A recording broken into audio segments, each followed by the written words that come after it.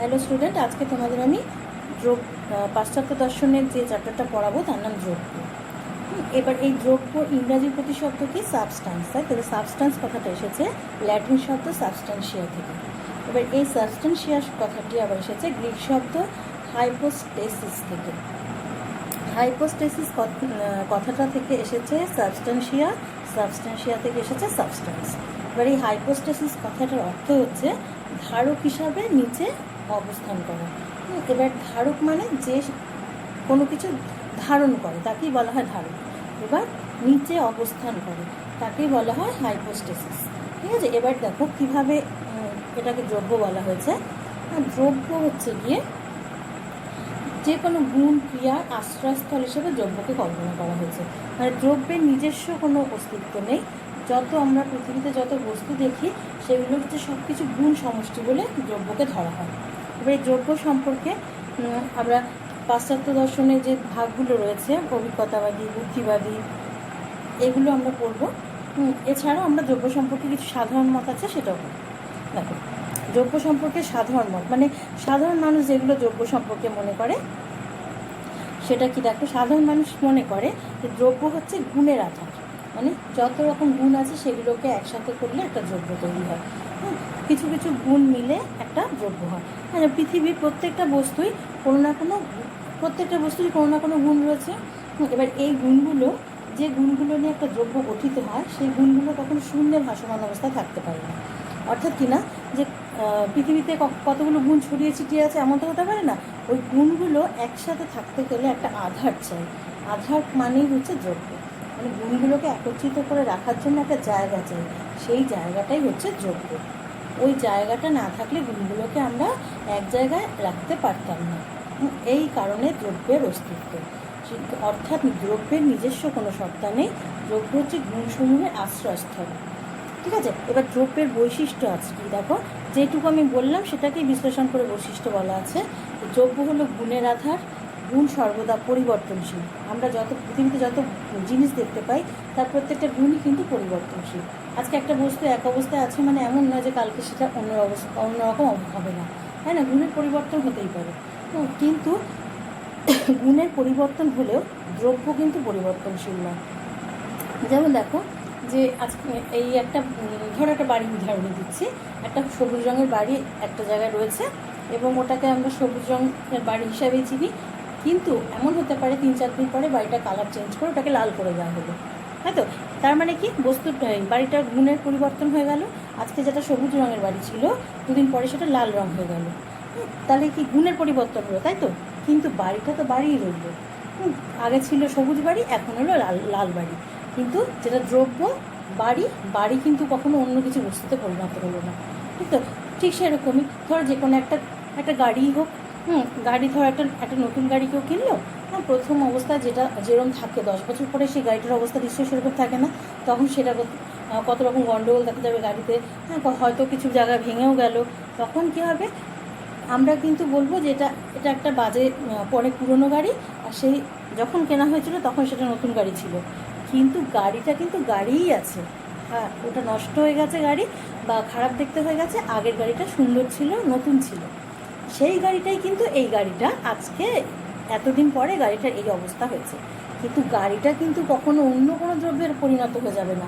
কিংবা গাড়িটাকে আমরা কখনো বলবো না যে ওই গাড়িটা, নতুন গাড়িটা আজকে বাড়িতে পরিণত হয়েছে, এমন হবে না। কিন্তু বুঝতে পারছো যে অর্থাৎ যে দ্রব্যের যে নাম সেই দ্রব্যটাই থাকবে, কিন্তু বস্তুর গুণের পরিবর্তন হবে। কোনো নতুন বস্তু পুরনোতে পরিণত হতে পারে, কিংবা তার গুণের রং পরিবর্তন হয়ে যেতে পারে।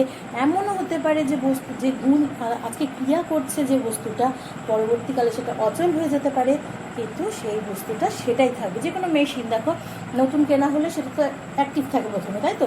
অনেক বছর পরে হয়তো সেটা নষ্ট হয়ে গেল, কিন্তু সেই মেশিনটাকে আমরা অন্য নাম দিয়ে ফেলি, তখন কিন্তু সেই মেশিনটা থাকেই, সেটা হয়ে যায় কি নষ্ট মেশিন বা অচল মেশিন, তাই তো?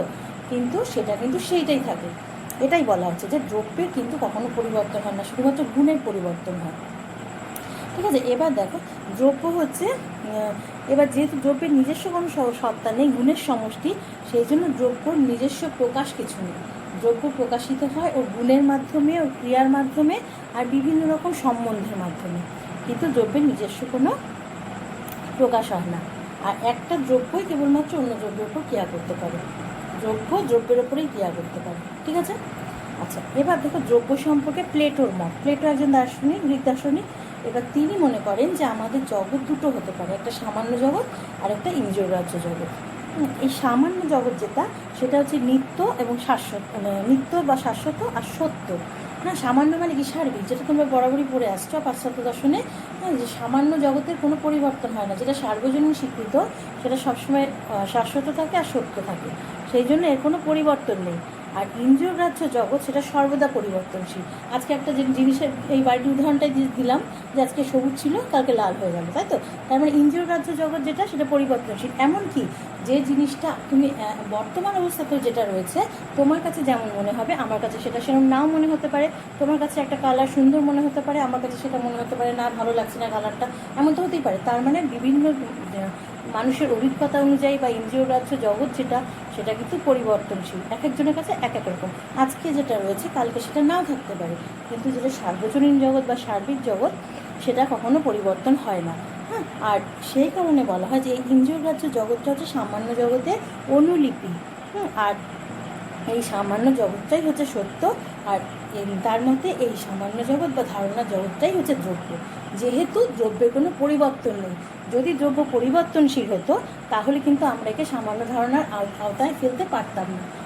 প্লেটো এটাই মনে করেন যে যেহেতু, ভালো করে দেখো, যেহেতু সামান্য ধারণার জগৎ কখনো পরিবর্তনশীল নয়, অর্থাৎ ওই জগৎটা শাশ্বত এবং নিত্য, এবং আমরা জানি দ্রব্যও নিত্য, পরিবর্তনশীল নয়, সুতরাং দ্রব্য হচ্ছে সামান্য জগতের অন্তর্গত। ঠিক আছে? দ্রব্য যদি পরিবর্তনশীল হয়ে যেত তাহলে কিন্তু সেটা ইন্দ্রিয়গ্রাহ্য জগতেই আমরা ফেলতে পারতাম। ঠিক আছে? এই হচ্ছে প্লেটোর মত। এবার দেখো অ্যারিস্টটলের কি মত। দ্রব্য সম্পর্কে অ্যারিস্টটল কি বলছেন?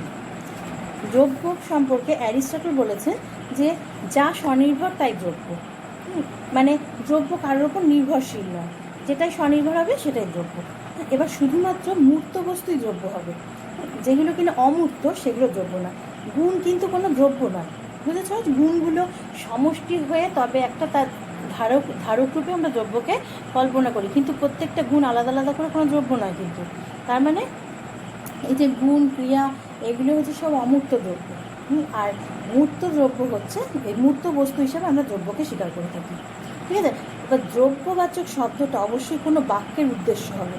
যে কোনো দ্রব্যের কথা যদি আমরা বলতে চাই তাহলে সেটা কিন্তু সবসময় বাক্যের উদ্দেশ্য রূপে ব্যবহার হয়। বিধেয় রূপে কোনো দ্রব্যের নাম আমরা ব্যবহার করি না, সবসময় বিধেয় রূপে আমরা দ্রব্যের গুণকে ব্যবহার করি, দ্রব্যকে ব্যবহার করি কেবলমাত্র উদ্দেশ্য রূপে। চিন্তা করে দেখো, যদি বলি এই আমটা পাকা, তার মানে কোনটা দ্রব্য? আমটা তো দ্রব্য, তাহলে সেটা কোথায় ব্যবহার হয়েছে? উদ্দেশ্যে। পাকাটা কি? বিশেষণ। হ্যাঁ, তাহলে তার মানে সবসময় গুণ বিধেয়তে ব্যবহার হয় আর উদ্দেশ্যতে ব্যবহার হয় দ্রব্য। ছেলেটি বুদ্ধিমান, ছেলেটা এখানে উদ্দেশ্য বা দ্রব্য হিসাবে ব্যবহার হলো। বুদ্ধিমান হচ্ছে ওর কোয়ালিটি, তার মানে উদ্দেশ্যতে সবসময় দ্রব্যের অবস্থান থাকে। ঠিক আছে? এবার দ্রব্যের অন্তরালে বা কী বল, দ্রব্য হলো গুণ আর ক্রিয়ার আশ্রয়স্থল। 4 নম্বর পয়েন্টে যেটা বলেছি, যে দ্রব্য হলো গুণ আর ক্রিয়ার আশ্রয়স্থল, তো দ্রব্যকে কেন্দ্র করে গুণ আর ক্রিয়ার পরিবর্তন হয়, তাই হচ্ছে দ্রব্য হচ্ছে গুণ আর ক্রিয়ার আশ্রয়স্থল বা আধার। এবার দ্রব্য হলো পরিবর্তনের অন্তরালে একটা অপরিবর্তনীয় স্থায়ী সত্তা।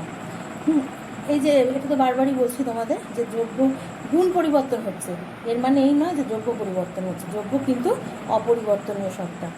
আর যেমন দেখো, এই যেখানে আমি একটা উদাহরণ নিয়েছি, যে মানুষে মানুষে বিভেদ আছে, তাই তো? তার মানে আমি একটা মানুষ, আমার একটা গুণ আছে, তুমি একটা মানুষ, তোমার আর একটা গুণ আছে, সে একটা মানুষ, তার একটা আলাদা আলাদা গুণ আছে, না হলে তো মানুষে বিভেদ করা যাবে না, তাই না? আমার যে কোয়ালিটিগুলো আছে তোমার মধ্যে সেটা নেই, তোমার মধ্যে যে কোয়ালিটিগুলো আছে আমার মধ্যে সেটা নেই, এইভাবেই তো মানুষের মধ্যে বিভেদ, না হলে মানুষকে আলাদা করা যাবে কী করে, তাই তো? ক্যারেক্টারের দিক থেকে, রূপ, গুণ, সব কিছুর দিক থেকে প্রত্যেকটা মানুষ প্রত্যেকের থেকে আলাদা, তাই তো? কিন্তু এই যে প্রত্যেকটা মানুষ, যে বিভেদ আমরা বাইরে থেকে লক্ষ্য করি, এদের প্রত্যেকের অন্তরালে একটা অপরিবর্তনীয় সত্তা কিন্তু রয়েছে, যাতে আমরা তাকে মানুষ বলে তাকে বিবেচনা করি বা মানুষ বলে চিনতে পারি। সেটা কি? তার মনুষ্যত্ব। কারণ আমাদের এই মানুষের মধ্যে যতই ভেদ থাকুক না কেন, প্রত্যেকের অন্তরালে একটা বৈশিষ্ট্য যেটা বাস করে, সেটা কি? মনুষ্যত্ব। এই মনুষ্যত্বের জন্যই আমরা পৃথিবীর অন্যান্য জীব থেকে মানুষের ক্লাসটাকে আলাদা করতে পারি। ঠিক আছে, কিন্তু কি আমাদের মানুষের প্রত্যেকের মধ্যে বিভেদ রয়েছে, তাই না? এই জন্য বলা হয় দ্রব্য কিন্তু এই নিজস্ব সত্তা হিসেবে দ্রব্যকে ধরলে দ্রব্য অপরিবর্তনীয়। এটাই হচ্ছে দ্রব্যের অপরিবর্তনীয় সত্তা। ঠিক আছে, এবার দ্রব্য হচ্ছে সামান্য আর বিশেষের সমন্বয়। দ্রব্যকে সামান্য হলেও মানে দ্রব্য যেহেতু অপরিবর্তনীয় সেই জন্য দ্রব্য সামান্য, এবং বিশেষ মানে দ্রব্যের কোয়ালিটিগুলো সেগুলো পরিবর্তনীয়। তার মানে দ্রব্যকে যদি আমি গুণ ক্রিয়ার আশ্রয়স্থল হিসাবে ধরি, দ্রব্য তো নিজে অপরিবর্তনীয় কিন্তু গুণ ক্রিয়াগুলো পরিবর্তনীয়, সেই কারণে দ্রব্য হচ্ছে সামান্য আর বিশেষের সমন্বয়। ঠিক আছে, এটা হচ্ছে অ্যারিস্টটলের মত। এইবার যে পাশ্চাত্য দর্শনের দুটো ভাগ আছে, বুদ্ধিবাদী আর অভিজ্ঞতাবাদী, সেটা তোমরা এবার দেখো। প্রথমে হচ্ছে বুদ্ধিবাদীদের মধ্যে উল্লেখযোগ্য দার্শনিকে ডেকার্ট, স্পিনোজা, লাইবনিজ, তাই তো? এবার দেখো এরা কি বলেছেন। ডেকার্ট যিনি, তার কথা দেখা হবে। ডেকার্টের মতে দ্রব্যের অস্তিত্ব কোনো কিছুর ওপরেই নির্ভর করে না, অর্থাৎ যা অন্য নিরপেক্ষ, মানে কারোর ওপর নির্ভর করে না, এবং স্বনির্ভর, তাই দ্রব্য। মানে দ্রব্যের অস্তিত্বশীল হতে গেলে কারোর ওপর নির্ভর করতে হয় না, দ্রব্য নিজেই নিজের অস্তিত্ব রক্ষা করতে পারে, এবং সেটাই দ্রব্য হবে। যে যা নিজের অস্তিত্ব রক্ষা করতে পারে না বা নিজে স্বনির্ভর নয়, সে কখনো দ্রব্য বলে পরিগণিত হতে পারে না। বুঝতে পেরেছো? সেই জন্য দ্রব্য আমরা তাকেই বলতে পারবো যে নিরপেক্ষ হবে এবং স্বনির্ভর হবে। ঠিক আছে, এবার তিনি দ্রব্যকে দুভাগে ভাগ করেছেন, একটা নিরপেক্ষ দ্রব্য আর একটা সাপেক্ষ দ্রব্য। এবার নিরপেক্ষ দ্রব্যর কোনো ভাগ নেই, সাপেক্ষ দ্রব্যের তিনি দুটো ভাগ করেছেন, একটা হচ্ছে মন বা আত্মা, আর একটা হচ্ছে জড়দেহ। এবার তার কটা দ্রব্য তিনি স্বীকার করলেন? তিনটে। একটা হচ্ছে নিরপেক্ষ দ্রব্যের মধ্যে যেহেতু কোনো ভাগ নেই, সেটাকে তিনি একটাই নিরপেক্ষ দ্রব্যের অন্তর্গত একটাই দ্রব্য হিসাবে কল্পনা করেছেন, সেটা হচ্ছে ঈশ্বর। হ্যাঁ, সেটা কারণটা তোমাদের বলছি। আপনি কি ঈশ্বরকে স্বীকার করেছেন, আর সাপেক্ষ দ্রব্য হিসাবে মন বা আত্মা আর জড়দেহ, এই তিনটে দ্রব্য ডেকার্ট স্বীকার করেছেন। এবার কেন ঈশ্বরকে নিরপেক্ষ দ্রব্য বলেছেন? দেখো, ঈশ্বরের অস্তিত্ব কারোর ওপরে নির্ভরশীল নয়, মানে ঈশ্বর হচ্ছে একমাত্র দ্রব্য যে কিনা মানে একদম স্বনির্ভর, কারোর ওপর নির্ভরশীল নয়। আর সাপেক্ষ দ্রব্য কেন বলেছে? দেখো, সাপেক্ষ দ্রব্য মানে হচ্ছে জীবের মন, আত্মা আর জড়দেহ, তাই তো? এবার আমাদের অস্তিত্ব কিন্তু ঈশ্বরের ওপর নির্ভরশীল, সেই জন্য এই জড়দেহ আর মন বা আত্মা হচ্ছে সাপেক্ষ দ্রব্য। মনের ধর্ম হচ্ছে চেতনা, মানে আমরা যে আমাদের মানুষ কীভাবে গঠিত হয়, তার দেহ থাকে আর মন থাকে, তাই তো? মনের ধর্মটা কী হবে? চেতনা, মানে আমাদের বিচার বুদ্ধি ক্ষমতা থাকবে, হ্যাঁ, আমাদের বাহ্যিক জগৎ সম্পর্কে জ্ঞান থাকবে, সেই জন্য আমাদের মনের প্রয়োজন। আর আমাদের দেহটা দিয়ে কি, দেহ হচ্ছে আমাদের চেতনার ধারক হিসাবে ব্যবহার করা হয়, তাই তো? তাহলে আমাদের যে এই যে আত্মা বা মন, সেটাকে বলা যেতে পারে, এই যে যদি আমরা মনে করি যে দেহটাকে স্বীকার করবো না, শুধু মনটাকে স্বীকার করব, সেক্ষেত্রে বলা হবে যে আত্মা বা মন হচ্ছে বিস্তৃতিহীন চেতনা। মানে দেহের বৈশিষ্ট্য হচ্ছে বিস্তৃতি, মানে গঠন, তাই তো? তাহলে আমরা শুধু মনকে স্বীকার করলে বলতে হবে বিস্তৃতিহীন চেতনা রয়েছে। সেটা কি সম্ভব? শুধু চেতনা বিরাজ করে কখনো? তার মানে আমাদের দেহটাকেও স্বীকার করতে হবে। আর যদি আমরা মনকে বা আত্মাকে স্বীকার না করি, তাহলে বলতে হবে কি দেহ হচ্ছে চেতনাহীন বিস্তৃতি, যার কিনা চেতনা না থাকলে সেই দেহের কোনো অর্থ নেই। সুতরাং দেহ মন দুটোই স্বীকার করতে হবে। আর এই দেহ মন এই দুটো কিন্তু নির্ভরশীল ঈশ্বরের উপরে, সেই কারণে তিনি দেহ মনকে আলাদা করেছেন সাপেক্ষ দ্রব্য হিসাবে, আর নিরপেক্ষ দ্রব্য ঈশ্বর যে কিনা কারোর উপরেই নির্ভরশীল না। সেই কারণে তিনি প্রথমে ভাগটা করেছেন নিরপেক্ষ আর সাপেক্ষ, তারপর সাপেক্ষ দুটো ভাগ দেখিয়েছেন, একটা জড়দেহ আর একটা মন। টোটালি মানে দ্রব্য ডেকার্টের মতো দ্রব্য তিন প্রকার, একটা ঈশ্বর, একটা মন, আর একটা হচ্ছে জড়দেহ। ঠিক আছে, ঈশ্বর হচ্ছে শাশ্বত আর অপরিবর্তনীয়, আর সাপেক্ষ দ্রব্য হচ্ছে রূপান্তরশীল দ্রব্য। তোমাদের তো আগেই বলা আছে দ্রব্য পরিবর্তন হয়, মানে ভেতরে যদি একটা সত্তা মানে অপরিবর্তনীয় হয়ও কিন্তু গুণের পরিবর্তন হয়। এই কারণে তিনি বলছেন যে নিরপেক্ষ দ্রব্য হিসেবে ঈশ্বর কিন্তু অপরিবর্তনীয়, ঈশ্বরের কোনো গুণ আমরা জানি না, যেহেতু ঈশ্বরের অস্তিত্ব রয়েছে, ঈশ্বর অপরিবর্তনীয়। কিন্তু সাপেক্ষ দ্রব্য হিসেবে আমাদের জড়দেহ আর মন পরিবর্তনশীল।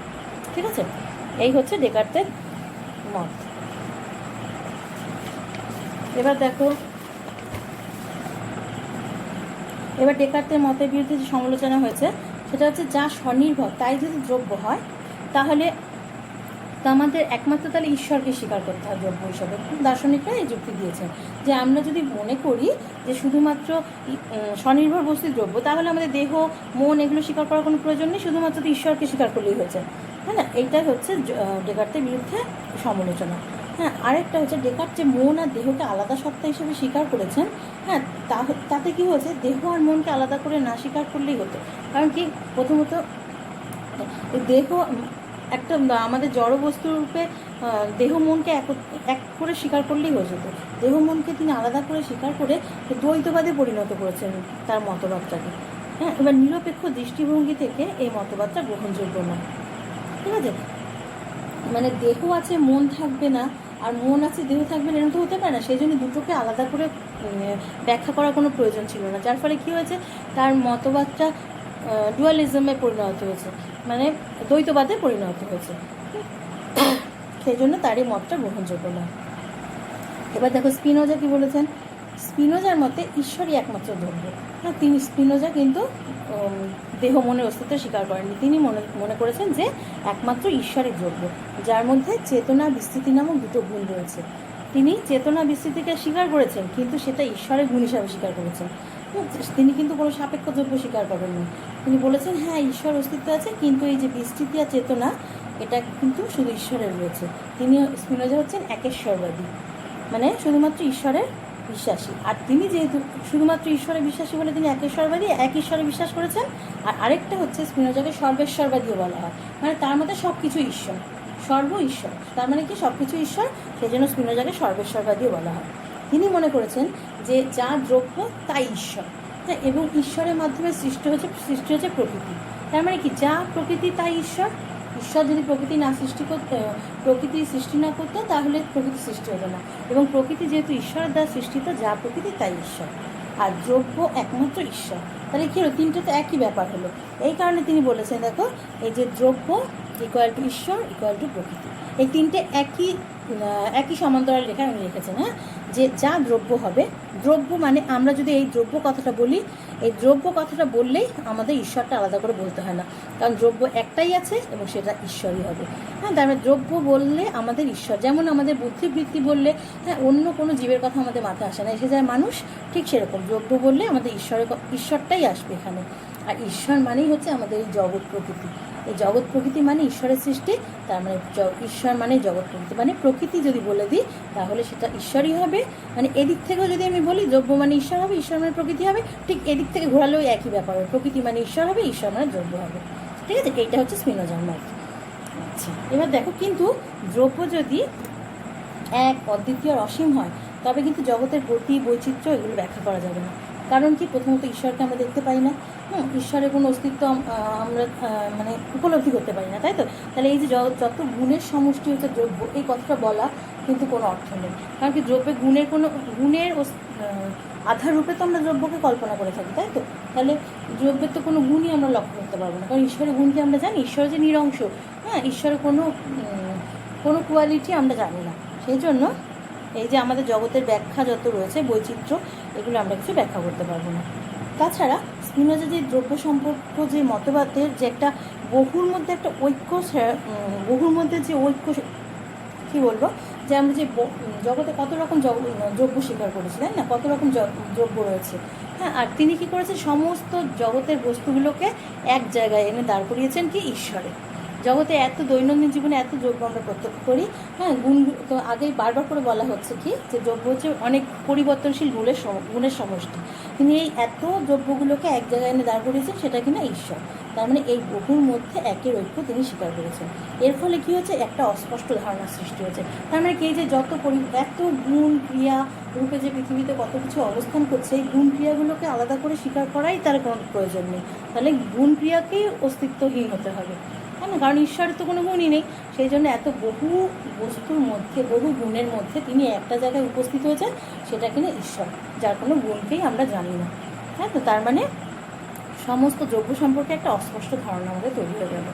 ঠিক আছে, এবার হচ্ছে লাইবনিজ যখন আমি আগে পড়িয়েছি তোমাদের জ্ঞানের চ্যাপ্টারে, আমি কী বলেছিলাম, যে লাইবনিজ মনে করেন যে জগৎ হচ্ছে পরমাণু দ্বারা গঠিত। ঠিক আছে, সে মনে পড়ছে নিশ্চয়ই তোমাদের। যাই হোক, এবার দেখো, যে লাইবনিজের মতে আত্মসক্রিয়তাই হচ্ছে দ্রব্যের লক্ষণ। কারণ যে পরমাণুগুলো আত্মসক্রিয় বলেছিলাম, হ্যাঁ, কিন্তু পরমাণুগুলোর ভেতরে আত্মসক্রিয়তা কিন্তু কেউ গঠন মানে এগুলো বাইরে থেকে আসে না, এরা গবাক্ষহীন। সেটাই বলা হচ্ছে যে এই যে দ্রব্যগুলো, এগুলো হচ্ছে সংখ্যায় বহু, অর্থাৎ দ্রব্যরূপে তিনি শুধুমাত্র মনাডকেই কল্পনা করেছেন। মনাড বা চিৎ পরমাণু রূপে সমস্ত দ্রব্য পৃথিবীতে রয়েছে। এবার এগুলো কি সক্রিয়, অবিভাজ্য, অযৌগিক, বিস্তৃতিহীন আর অজরাত্মক। মানে এগুলো হচ্ছে সব দ্রব্যের গুণ। দ্রব্যের গুণ আমরা অন্যান্য দার্শনিকরা যা বলেছেন যে বিভিন্ন রকম রং, জাতি, রূপ, ক্রিয়া, এগুলো তো, কিন্তু লাইবনিজের মতে দ্রব্যের গুণগুলো হচ্ছে কি অসংখ্য, সক্রিয়, অবিভাজ্য, অযৌগিক। যে এগুলো হচ্ছে লাইবনিজের মতে গুণে, যে অসংখ্য, সক্রিয়, অবিভাজ্য, অযৌগিক, বিস্তৃতিহীন, অজরাত্মক, এগুলো সব হচ্ছে দ্রব্যের গুণ। একটা মনাড অন্য মনাডের ওপর ক্রিয়া করতে পারে না। এটা তো তোমরা আগেও জানো। মনাডগুলো কি সব গবাক্ষহীন, একজনও আরেকজনের ঘরে ঢুকতে পারে না কখনো, তাই তো? এবার যে মনাডগুলো গবাক্ষহীন, মনাডগুলোর সক্রিয়তা অনুসারে যদি সাজানো হয় যে কোন মনাড কতটা কাজ করতে পারে। তোমাদের বলা হয়েছিল যে মনাডগুলো কিন্তু প্রত্যেকের ক্ষমতা কিন্তু একরকম না, ওদের কাজের কে কতটা করতে পারবে তাদের অ্যাক্টিভিটি আলাদা আলাদা থাকে, বলেছিলাম আমি আগে। হ্যাঁ, যাই হোক, কী বলে, এদের যে এই প্রত্যেকটা মনাডের ক্ষমতা অনুসারে যদি তাদের সাজানো হয়, তাহলে সব থেকে ক্ষমতাপূর্ণ মনাডকে ঈশ্বর বলেই মানা হবে। আর সেটা কি, এই যে সব থেকে বেশি গুণসম্পন্ন মনাড, ওটাকে লাইবনিজ সর্বোচ্চ মনাড বলে আখ্যা দিয়েছেন। আর এই সর্বোচ্চ মনাড হচ্ছে ঈশ্বর। ঠিক আছে, এটা হচ্ছে লাইবনিজের দ্রব্য সম্পর্কিত মতামত।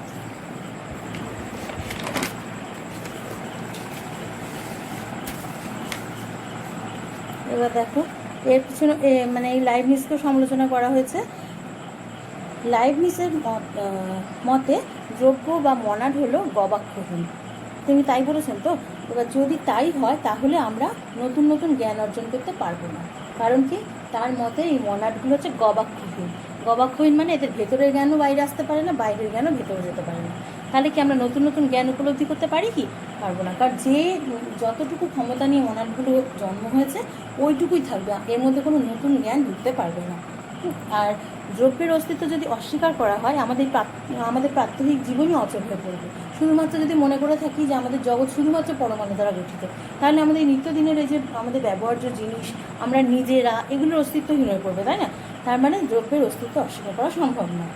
আর তিনি মনাডের সক্রিয়তা অনুযায়ী যে ঈশ্বরকে সর্বশ্রেষ্ঠ মনাড বলে উল্লেখ করেছেন, যার ফলে তার মতবাদ অদ্বৈতবাদে পরিণত হয়েছে। ঠিক আছে, যে যার কিনা তিনি চরম সক্রিয় হিসাবে মনাডকে কল্পনা করেছেন, আর সেটাকে তিনি ঈশ্বররূপে স্বীকার করেছেন। সেই জন্য তার মতবাদটা অদ্বৈতবাদে পরিণত হয়েছে। ঠিক আছে, এবার দেখো, তোমাদের এই বুদ্ধিবাদের কথা বললাম। আর এই চ্যাপ্টার থেকে সবসময় তোমাদের ছোটো ছোটো প্রশ্ন আসে, যার জন্য আমি ছোটো ছোটো করেই তোমাদের বললাম, এবং আলাদা আলাদা করে সব দার্শনিকদের সমালোচনাগুলো আমি আলাদা আলাদা করে দিয়েছি, যাতে তোমাদের পড়তে সুবিধা হয়। এবার তোমাদের দেখো, অভিজ্ঞতাবাদীদেরটাও আমি বলে দিই। একদমই ছোটো চ্যাপ্টার যেহেতু, আজকে তোমাদের অভিজ্ঞতাবাদও হয়ে যাবে। দ্রব্য সম্পর্কে অভিজ্ঞতাবাদী বলতে গেলে প্রথমে হচ্ছে জন লক, তাই না? জন লকের মতে কি দ্রব্য হচ্ছে গুণের আধার, যেটা সবাই বলছে এতক্ষণ ধরে, তাই না? দ্রব্য হচ্ছে গুণের আধার। কিন্তু এই যে গুণের আধার বলা হচ্ছে, এই দ্রব্যটা হচ্ছে অজ্ঞাত এবং অজ্ঞেয়। মানে দ্রব্যটা, সোজা কথায় লক বলেছেন, দ্রব্য যে কী সেটা আমি জানি না, লকের মতো। এইটা দেখো, লক্ষ্য করো, যে দ্রব্য হলো এমন কিছু যা আমি জানি না। মানে লক নিজেই স্বীকার করেছেন যে দ্রব্যটা যে কী বস্তু সেটা উনি নিজেই জানেন না। হ্যাঁ, শুধুমাত্র এটা বলতে পারেন উনি যে দ্রব্য হচ্ছে অজ্ঞাত এবং অজ্ঞেয়, এবং দ্রব্য হচ্ছে জ্ঞাত গুণের অজ্ঞাত আধার। জ্ঞাত গুণ মানে যে গুণগুলো আমরা জানতে পারছি, সেই গুণগুলোর একটা আধার হিসেবে তিনি দ্রব্যকে কল্পনা করেছেন। কিন্তু দ্রব্যটা তার কাছে অজ্ঞাত, মানে অজানা। জ্ঞাত গুণের অজ্ঞাত আধার, এই কথাটা বুঝতে পারছো তো? জ্ঞাত গুণের অজ্ঞাত আধার, এই কথাটা দেখে ফলো করো। জ্ঞাত গুণের অজ্ঞাত আধার, তার মানে জ্ঞাত গুণ মানে কি? যেগুলো আমরা জানি, তাই তো? আর অজ্ঞাত মানে যেগুলো আমরা জানি না। তাহলে জ্ঞাত গুণগুলো মানে যে বাহ্যিক পরিবেশে যত গুণ রয়েছে এগুলো, আর অজ্ঞাত মানে যেটা আমরা জানি না সেরকম একটা কন্টেইনার। ঠিক আছে, তার মানে যে গুণগুলো একটা অজ্ঞাত বস্তুকে আশ্রয় করে থাকে, সেটাই হচ্ছে দ্রব্য। সেই কারণে তিনি বলেছেন যে দ্রব্য যে কী, হ্যাঁ, সেটা এমন একটা কিছু যা কিনা আমি জানি না। এটা হচ্ছে লকের মত। আচ্ছা ঠিক আছে, এবার দেখো অভিজ্ঞতার মাধ্যমে আমরা গুণগুলোকে জানতে পারি। কিন্তু যেহেতু তিনি অভিজ্ঞতাবাদী, সেই জন্য তিনি বলেছেন যে অভিজ্ঞতার মাধ্যমে আমরা গুণগুলো জানতে পারি। আর এই গুণগুলো ভাসমান অবস্থায় থাকতে পারে না। অর্থাৎ দেখেছো, যে সাধারণ মতবাদ যখন পড়েছিলাম সেটা যেটা বলেছি সেটাই লকের মত, যে সাধারণ ভাবে যেমন গুণগুলো ভাসমান অবস্থায় থাকতে পারে না, সেগুলো কোনো কিছু আশ্রয় করে থাকে, সেটাই হচ্ছে দ্রব্য। আর এবার তিনি বলেছেন, তিনি অভিজ্ঞতাবাদী দার্শনিক, তা সত্ত্বেও তিনি বলেছেন যে আমাদের মনের অনুভূতিগুলো রাখারও একটা জায়গার দরকার। অর্থাৎ আমাদের সুখ দুঃখ ইচ্ছা অনিচ্ছা এগুলো এক একটা অনুভূতি, এইগুলোকে আশ্রয় করে রাখার জন্য যে আমাদের আধারটা দরকার সেটা হচ্ছে মন। অর্থাৎ তিনি লক কিনা মনের অস্তিত্ব বা আত্মার অস্তিত্ব স্বীকার করেছেন। বা এই ক্ষেত্রে লকের বিরুদ্ধে যে সমালোচনাটা হয়েছে সেটা হচ্ছে তিনি প্রথমত অভিজ্ঞতাবাদী, তার আত্মা স্বীকার করার কোনো দরকার ছিল না, সেটাকে তিনি স্বীকার করেছেন। মনের অস্তিত্ব হিসাবে তিনি আত্মার ব্যাখ্যা করেছেন। আর দ্রব্য যদি অজ্ঞাত আর অজ্ঞেয় হয় তবে তা স্বীকার করা যায় না। কারণ অভিজ্ঞতাবাদীরা কী বলেছেন, যে যেটা দেখা যায় না সেটা স্বীকার্য নয়। তাহলে তিনি নিজেই বলছেন দ্রব্য অজ্ঞাত অজ্ঞেয়, দ্রব্য অস্তিত্বশীল নয়, তাহলে তিনিই বলছেন দ্রব্যের অস্তিত্ব আছে। তাহলে এটা তার কথার মধ্যে অভিজ্ঞতাবাদী হিসেবে তার এই কথাটা গ্রহণযোগ্য নয়। হ্যাঁ, তো এবার গুণ যদি দ্রব্যাশ্রিত হয়, মানে দ্রব্যকে আশ্রয় করে যদি গুণগুলো থাকে, তাহলে দ্রব্য আর গুণ এই দুটোকে তো আলাদা করার কোনো প্রয়োজন নেই, তাই না? তাহলে দ্রব্য আর গুণ এই দুটোকে আলাদা করে কেন বলতে যাবো? শুধু গুণ বললেই হয়, তাই না? দ্রব্যকে কেন্দ্র করে কতগুলো গুণ অবস্থান করছে, দ্রব্যকে আমরা দেখতে পাচ্ছি না, তাহলে অভিজ্ঞতাবাদী হিসাবে তার দ্রব্যকে স্বীকার করার কোনো প্রয়োজন ছিল না, তাই তো? কারণ কি, দ্রব্য আর গুণ যদি একই ব্যাপার হয়, যে দ্রব্যকে আমরা দেখতে পাচ্ছি না, গুণটা দ্রব্যকে কেন্দ্র করে রয়েছে, তাহলে দ্রব্য হলো যেটা আমি দেখতে পাচ্ছি না, হ্যাঁ, যেটা পুরোটা আমার অজানা, হ্যাঁ, সেটাকে তো আলাদা করে স্বীকার করার কোনো প্রয়োজন নেই, হ্যাঁ, শুধু গুণকে স্বীকার করলেই হচ্ছে। তো এটা হচ্ছে লকের বিরুদ্ধে সমালোচনা। এবার দেখো বার্কলের মতে অস্তিত্ব হচ্ছে প্রত্যক্ষ নির্ভর। হ্যাঁ, অস্তিত্ব প্রত্যক্ষ নির্ভর, এটা বার্কলে একটা বিখ্যাত উক্তি। মানে যা প্রত্যক্ষযোগ্য নয় তা স্বীকার করা যায় না। বা জড়দ্রব্যেরও অস্তিত্ব নেই, আছে কেবল গুণের অস্তিত্ব। তিনি শুধুমাত্র গুণকে স্বীকার করেছেন। আমি একটা উদাহরণ হিসেবে বলছি, যে কোনো একটা বস্তু যদি আমরা দেখি, তাহলে আমরা শুধুমাত্র গুণগুলো দেখতে পাই, হ্যাঁ, তার আর কোনো কিছু আমরা দেখতে পারি, শুধুমাত্র গুণগুলোর সমষ্টি হিসাবে আমরা দ্রব্যটাকে জানতে পারি। এবার বার্কলে ভাববাদী দার্শনিক। ভাববাদী আর বস্তুবাদী দার্শনিকের পার্থক্য তোমাদের বলেছিলাম। হ্যাঁ, যে ভাববাদী বলে তিনি ঈশ্বর আর আত্মার অস্তিত্ব স্বীকার করেছেন। এবার তিনি জড়দ্রব্যের অস্তিত্ব শুধু আমাদেরকে এবার তিনি জড়দ্রব্যের যে অস্তিত্ব, হ্যাঁ, সেটাকে বলেছেন যে আমাদের প্রত্যক্ষের ওপর নির্ভরশীল নয়। তা শুধুমাত্র আমাদের যদি অস্তিত্বের উপরে আমাদের শুধু প্রত্যক্ষের উপরে যদি বাহ্য বস্তুর অস্তিত্ব নির্ভরশীল হতো, তাহলে আমরা যখন মানে কোনো বস্তুর অস্তিত্ব, তাহলে কী হতো, বস্তুর অস্তিত্বটা সীমাবদ্ধ হয়ে যেত। মানে আমাদের প্রত্যক্ষের বাইরে গিয়ে বস্তু অস্তিত্বহীন হয়ে যেত। সেই কারণে কি, যে বস্তুর অস্তিত্ব, সব বস্তুর অস্তিত্ব ঈশ্বরের নিয়ন্ত্রণে আছে, বা ঈশ্বরের প্রত্যক্ষের বিষয়। ঈশ্বর প্রত্যক্ষ করে বলে আমাদের পৃথিবী থেকে বস্তু অস্তিত্বহীন কখনোই হয়ে যায় না। ঠিক আছে, এবার দেখো বার্কলের সমালোচনা কী আছে। বার্কলে দ্রব্য সম্পর্কিত মতবাদটা কিন্তু একদম প্রকৃতিবিজ্ঞান মানে ফিজিক্যাল সায়েন্সের সাথে একদম বিরোধী। কারণ কি, যদি আমরা বার্কলের মত আমরা যদি মেনে নিই, তাহলে কিন্তু আমাদের জড় গতির ব্যাখ্যা এগুলো কিছু করতে পারবো না। জগতের সব বিষয়, আমাদের তো জড় জগতের সমস্ত বিষয় কিন্তু আমাদের প্রকৃতিবিজ্ঞানের অন্তর্গত, তাই তো? মানে বার্কলের মত যদি আমরা স্বীকার করি, যে জড় গতি পরিবর্তন বল, যেগুলো তো আমরা ফিজিক্যাল সায়েন্সে পড়ে এসছো, তাই না, এতদিন, সেগুলো কিন্তু কোনো মানে সব ব্যাখ্যায় অচল হয়ে যাবে। তাই জন্য এই ফিজিক্যাল সায়েন্স বা প্রকৃতিবিজ্ঞান যেটা, সেই সম্পর্কে পুরো একটা বিরোধী মতবাদ পোষণ করেছেন বার্কলে। ঠিক আছে, এবার দ্বিতীয়ত দেখো আত্মা, ঈশ্বর, অস্তিত্ব, হ্যাঁ, এইগুলোকে স্ববিরোধী মতবাদে পরিণত করেছেন।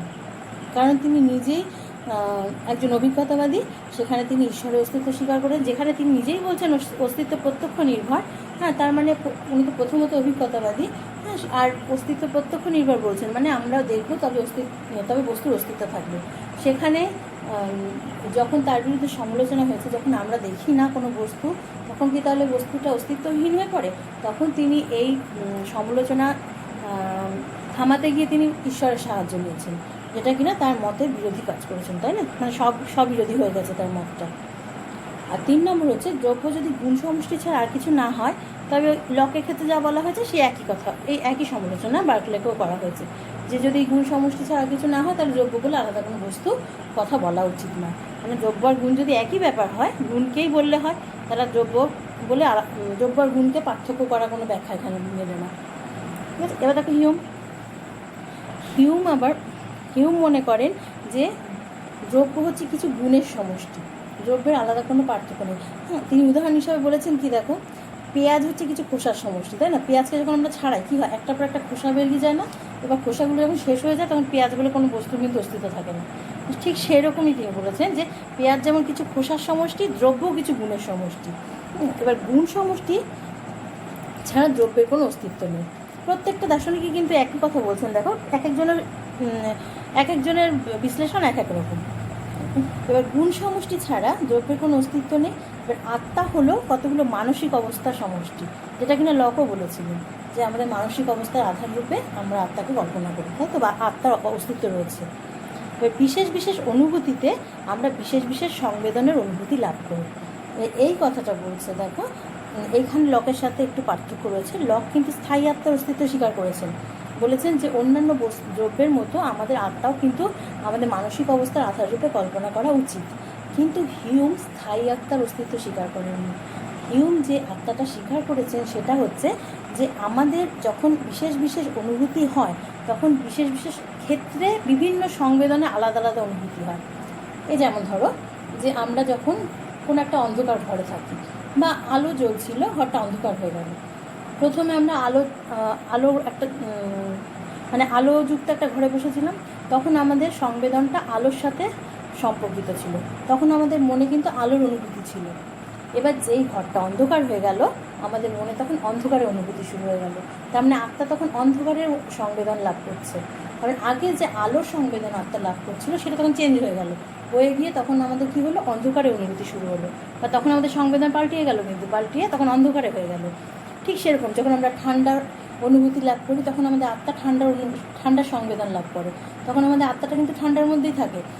আবার ঠিক যখন গরমের অনুভূতি আমরা লাভ করি, তখন আমাদের আত্মা গরমের সংবেদন লাভ করে। তার মানে কি, আত্মা যখন আমরা যে অনুভূতি লাভ করব, বা আমরা যখন যেটা ফিল করব, সোজা কথা, আমাদের আত্মা সেই ফিলিংসটাই বহন করে। পরবর্তীক্ষণে আমাদের ফিলিংস যখন আলাদা হয়ে যায়, আমাদের আত্মার সংবেদনও কিন্তু আলাদা হয়ে যায়। তার মানে কি, হিউমের মতে আমাদের স্থায়ী আত্মা নেই, রয়েছে কি সংবেদনের পার্থক্য বা অস্থায়ী আত্মা। যখন আমাদের সংবেদন পার্থক্য হয়ে যায়, তখন আমাদের সেই আগের আত্মাটা লোপ পায়, আবার নতুন আরেকটা আত্মার সৃষ্টি হয়। মানে আত্মা পরিবর্তনশীল, আত্মা স্থায়ী নয়। ঠিক আছে, এবার তিনি ঈশ্বরের অস্তিত্ব স্বীকার করেননি। তিনি হচ্ছেন একজন চরমপন্থী অভিজ্ঞতাবাদী, সেই কারণে তিনি ঈশ্বরের অস্তিত্ব স্বীকার করেননি। কিন্তু হিউমের বিরুদ্ধে সমালোচনা হয়েছে যে তিনি স্থায়ী আত্মা তো স্বীকার করেননি। যে দেখো, স্থায়ী আত্মা তিনি স্বীকার করেননি, কিন্তু স্থায়ী আত্মা যদি স্বীকার না করা হয়, তাহলে কি হয় যে আমাদের কিন্তু চিন্তনকর্তার অস্তিত্ব তাহলে স্বীকার করতে পারবো না। ধরো এই যে আমার আত্মাটা যদি সমানে চেঞ্জ হতে থাকে, তোমাদের বৌদ্ধ দর্শনে কিন্তু এটা পড়িয়েছি, সমানে যদি আমাদের আত্মার অস্তিত্ব চেঞ্জ হতে থাকে, তাহলে কি হবে যে এই একটু আগে আমার যে চেতনাটা হয়েছিল, পরবর্তীকালে যে চেতনাটা যদি পাল্টে যায়, বা আত্মা যদি আবার অন্যরকম হয়ে যায়, তাহলে কিন্তু আমার আগের স্মৃতি সব পাল্টিয়ে যাবে, কিংবা আগের আমিটা কিন্তু আমি এখন আর আমি থাকবো না, তাই না? তাহলে কি হবে, চিন্তনকর্তার অস্তিত্বই লোপ পেয়ে যাবে।